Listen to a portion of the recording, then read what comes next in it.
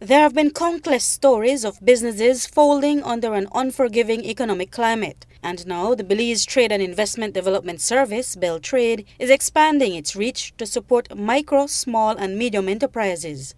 Towards that end, today in Belize City, BELTRAIDE met with people from those same sectors to get an understanding of what their specific challenges are. BELTRAIDE's Executive Director, Mike Singh, told Love News that the meetings today and throughout next week in other parts of the country will culminate with the development of a small business policy, which will then lead to the development of a Small Business Act.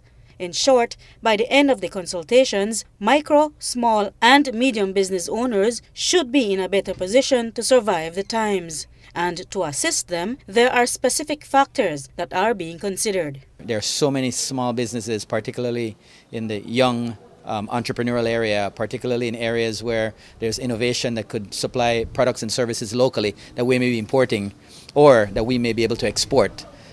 So the idea the idea is to build this capacity to be able to listen to what people want so that we can come up with that policy. And to come up with that policy, BELTRAIDE has commissioned the assistance of Dr. Michael C. Prasad, one of its consultants. Micro, small and medium enterprises contribute more than 60% of incomes and employment in most countries.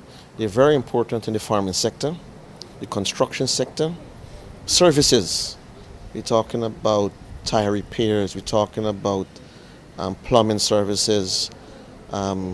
Micros also are very important for alleviating rural and urban poverty, employment of women and youth.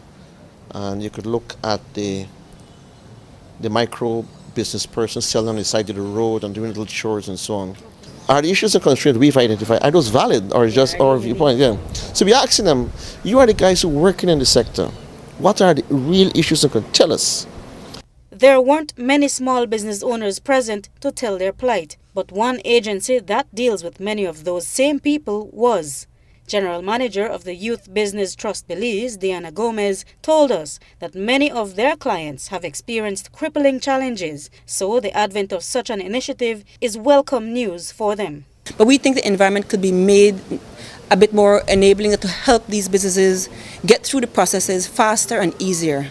And so I'm really excited about this particular policy, and I look forward to seeing how it will actually help to grow our entrepreneurs, our business community, and to facilitate more growth in our economy. We have an older portfolio where we've seen most of those businesses fold because of the economy, and so we're doing things differently now. But it is a struggle, and it is easy for entrepreneurs and young people who have no experience to look, and when the obstacles start presenting themselves, to want to give up. And so we have to have things in place to help and support them, to bolster them until they get through those initial phases, because it's not going to be easy. And no matter what we do, there's going to be failure when it comes to small business. A high percentage of small businesses will fail.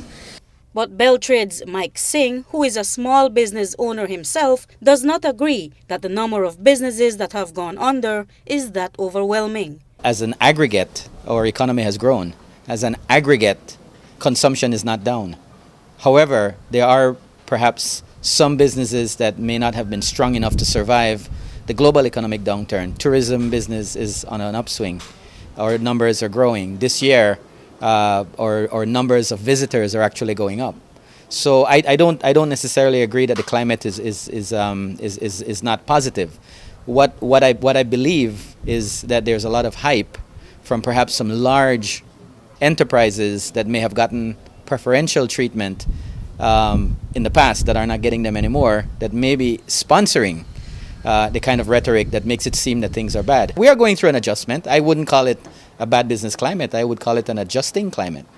Gomez says that even with the failures that some of her clients have experienced, the underlying factor that will enable any business person to succeed is drive and ambition. If you talk to most of the successful entrepreneurs, you'll say what they're successful at now is not what they started at in the beginning, but they did not give up because they have that drive and that entrepreneurial spirit. And we have to learn that out of failure comes good lessons, and we want our entrepreneurs to realize it's not going to be easy, but you have to stick through it. The whole process will end in March with a validation workshop with the groups represented, after which Dr. C. Prasad will present his report to BELTRAIDE and the government. Reporting for Love News, I am Marian Ali.